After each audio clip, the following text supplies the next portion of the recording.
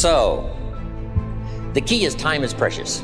Now let me give you Bill Bailey's description of time. Life is not just the passing of time. Life is a collection of experiences, their frequency, and their intensity.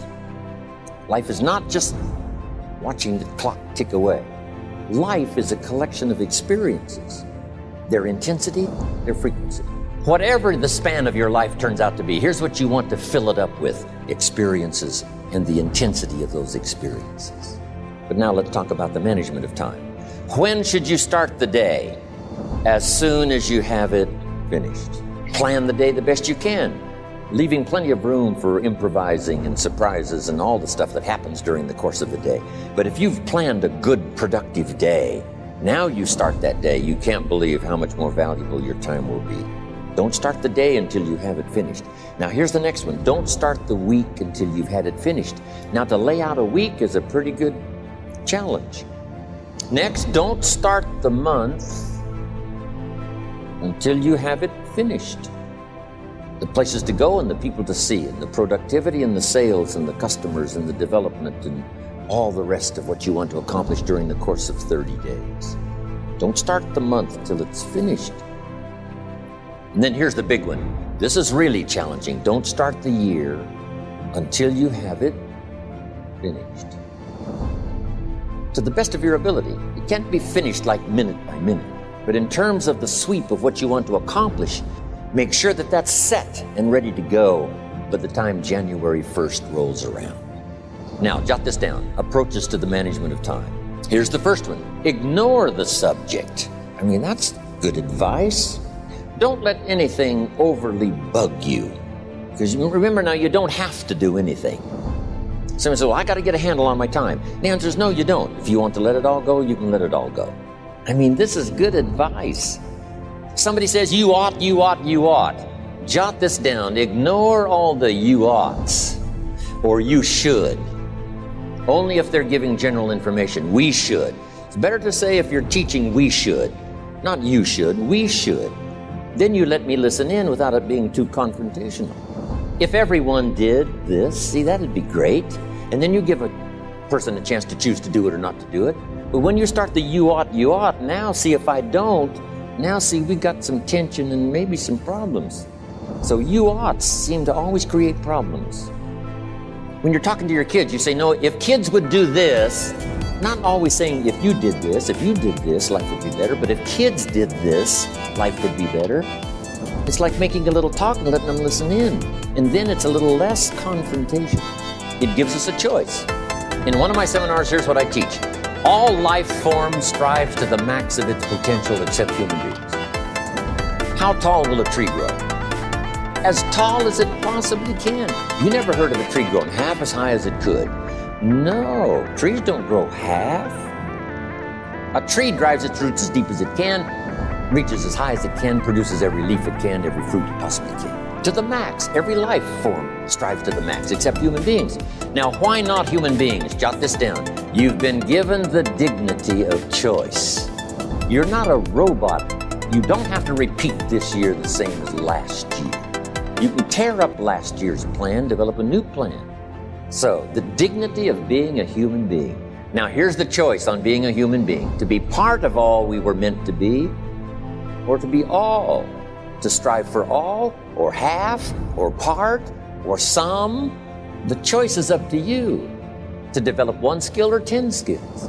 Someone says, well, I'd be happy with just one more language. Well, some say, hey, I'm going to learn 6 or 7. And this is all a matter of choice. And when someone says, no, you ought to learn 4, you've got to resist all that. Because this is personal dignity. And you don't want to destroy someone's dignity by doing all the oughts, and then they feel reluctant to do it. Now we've got problems. So if you want to, just ignore this subject on time management. Now here's the next one. Step down to something easier. The guy's in sales and he says, oh, I want to own the company. Finally owns the company. Now he's got no time to play golf. He said, when I was in sales, I was making big money playing golf 3 days a week. Heck with this owning something. Heck with managing. My life was never my own after I started to manage. I'm going back to sales. See, this is the key. If you're getting too pressed, you might consider stepping down to something with a little easier time pressure. Next key to time management, and that's work longer and harder. But see, there's a limit to that. I almost lost my health the first year. I went so crazy about personal development and achievement. I just went bonkers. You know, I told you I was skinny, but at the end of that first year, I was a walking shadow.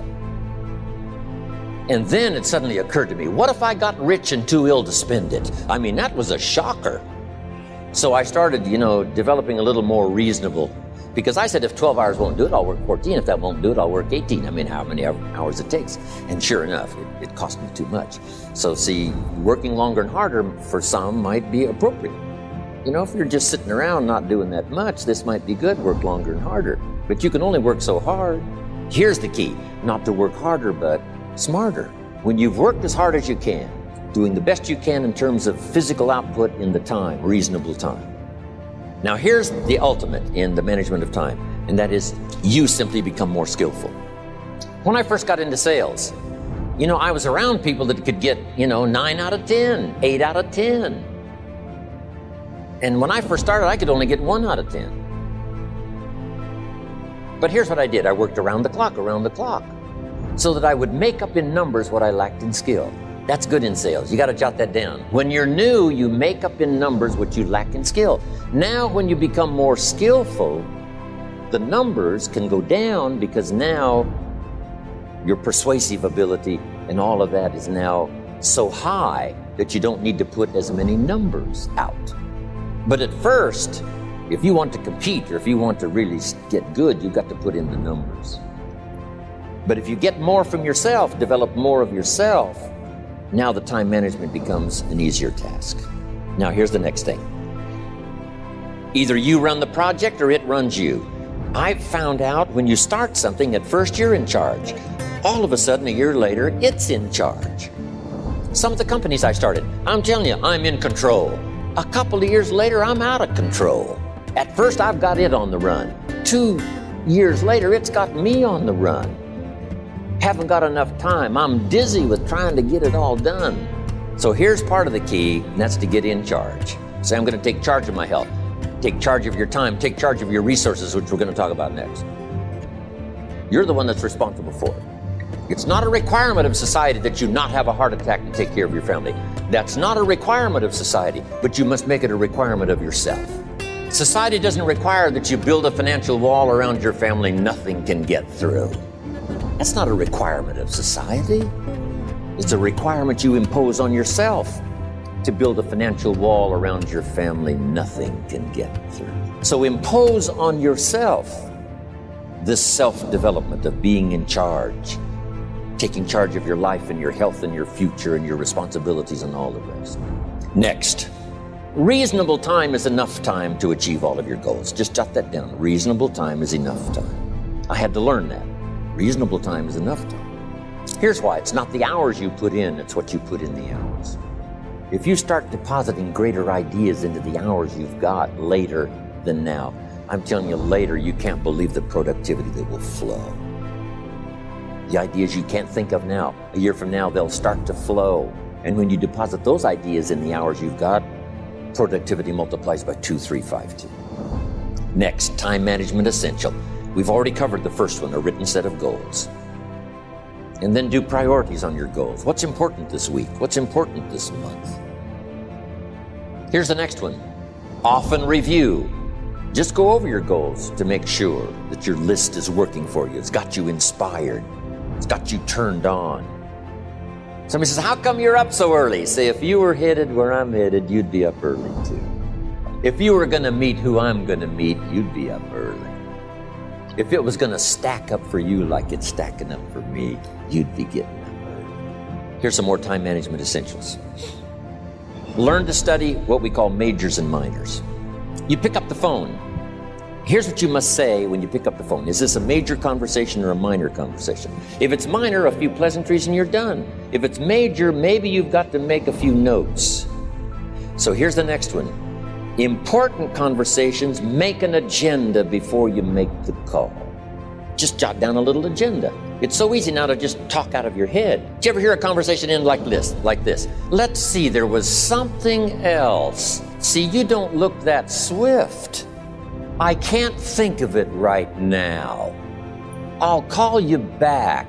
See, you look a little incompetent. Let's see, there was something. It escapes me right now. Really? So have you got this now?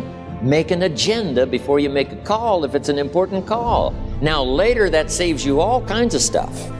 So what's major, what's minor? Now here's the key on this. Don't major in minor things.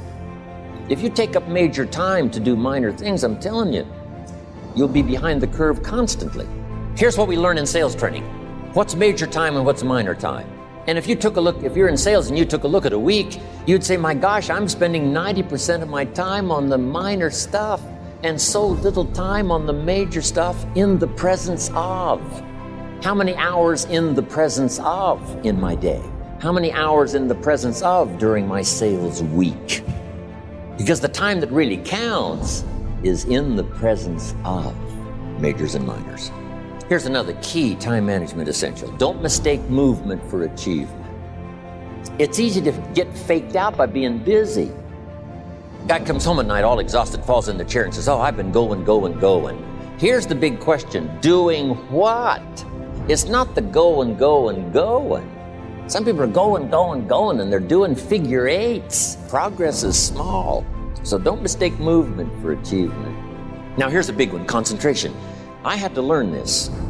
All those years ago, I'm in the shower trying to compose a letter. Found it turns out to be a strange letter. So here's what I learned to do. Save the work till you get to the office. Save the work till you get to the work. Don't try to get to the office on the way to work. On the way to work, enjoy the way. In the shower, enjoy the shower. Then go to work when you get to work. I found this to be helpful. Concentration. Here's another big one. Learn to say no. I'm telling you, in such a social society we have now, it's so easy to try to be a nice person saying yes to everything. Find yourself overloaded. Now you got to call and make well, gosh, all the time it takes to back out of something that you said yes to too quickly. Here's what might be better. I don't think so, but if that changes, I'll call you. Little things you can use not to overcommit yourself. My friend Ron Reynolds says, don't let your mouth overload your back. It's a good one. Now here's a big one on time management. When you work. When you play. Don't mix the two. Don't work and play. I used to take my family to the beach and I would bring my briefcase. I learned not to do that. Or at the beach, I'm saying I should be at the office. Now my family's upset because I'm at the beach and I'm thinking office. Now when I'm at the office, I'm thinking what? I got to get my family to the beach. So things are not going too well at the office because I'm thinking beach, and things are not going too well at the beach because I'm thinking office. Here's what I learned to do. At the beach, be at the beach. At the office, be at the office. When you work. When you play. Don't mix the two. Don't work at play. Now here's one of the most important ones. Don't play at work. Work is too serious. But I'm telling you, you got to be serious about work because you're parting with a piece of your life for the work you do. Your work costs you a piece of your life. Here's what it's called. Serious business. Not grim, not unhappy, but serious. Here's another key phrase. All work is good. You may not like your job, but if it's the stepping stones to get you to where you want to go, you got to appreciate your job. You don't have to have a passion for your job. Here's the ultimate passion. A passion for incredible success in every department of my life. That's the passion. But don't look down on some menial job you have to do to finally get you to where you want to go. No job is menial. No job is every job is noble. Training life for pay, making a contribution to society. Next, analyze how you are. And if you have some weaknesses, if you doesn't seem like you can change, here's the key. Get it covered. I used to keep promising myself I'd keep the books. Finally, I gave that up. And back then, it only took me an extra $50-60 a month for some accountant to keep the books.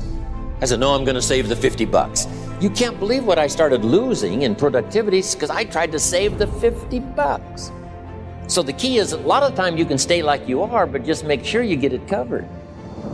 Next. Beware of the telephone and all other systems of communication, especially the telephone at home and systems of communication at home. And here's one of the best lines I've got for you for the weekend. Let all communication systems serve you, but don't let them intrude. Here's the next one. Read all the books. You know, I've only got a few notes here on time management, but if you've got some particular challenges, you run a big organization, a big corporation, you've got some challenges, there's plenty of books. Now, here's what's next. Just be more alert to the things that might be stealing your time. Here's why. Time is like capital. You can't let someone steal your seed corn. You can't let someone steal your capital. And you can't let someone steal your time. You must designate your time. And some of the time that you designate, you must not let anyone steal. Casual time, you might let someone intrude and steal a little bit and take a little bit, but not serious time. Next, one of the great time management savers is to learn to ask questions up front. Sometimes you talk to somebody for an hour, and then you ask questions and find out if you would have asked those questions up front, you could have saved yourself an hour. Asking questions up front helps you to get to the problem now. But if you just launch into some discourse, you might waste 30 minutes, waste an hour, when here's what you should have been talking about. After you finished an hour, you say, John, what's really the problem? He said, well, it's something personal. See, that's what you should have been talking about this whole hour. Now, here's the last one, thinking on paper, and that's to keep a journal. One of the things I'm known for around the world, have been now for 39, 40 years, is keeping a journal. Now, my journal is not it's not necessarily it's not like a diary. It might be part diary. You know, I'm flying over Ireland and I write down a few little things that impress me. Today I met this person. Wow, what an extraordinary event. Today I conducted this seminar in Rome. 1,000 people stood up and sang for me. I've got a little bit of a diary in there. But here's what primarily your journal is for. Collecting good ideas. A journal is to collect good ideas on your health, good ideas for your business, good ideas for your future, good ideas for time management. Because I used to take notes on pieces of paper and torn off corners and backs of old envelopes and restaurant placemats. And I threw all this stuff in a drawer. It did not serve me well. I finally learned to get a bound copy, right? And just keep a journal, right? If I was here, I had my journal, I'd be taking notes, right? These 2 days in my journal. Now, if you're caught without your journal, you just take the notes when you get back home, put those notes in your journal, throw the paper away. Because we don't usually go through paper to review. But see, my journals now make up a significant part of my own library. Here's what's next to leave behind, and that's your library. The books that changed your life, the books that changed your health, the books that rescued you from oblivion. The books that you passed on to other people, they were so exciting for you. The books that made you financially independent. The books that developed your leadership. The books that gave you wisdom to ponder when things were tough. The books that got you through the winter. The books that helped you to plant in the spring and harvest in the fall. What a treasure to leave behind. If you do that, here's what's for sure. Your books will be more valuable than your furniture.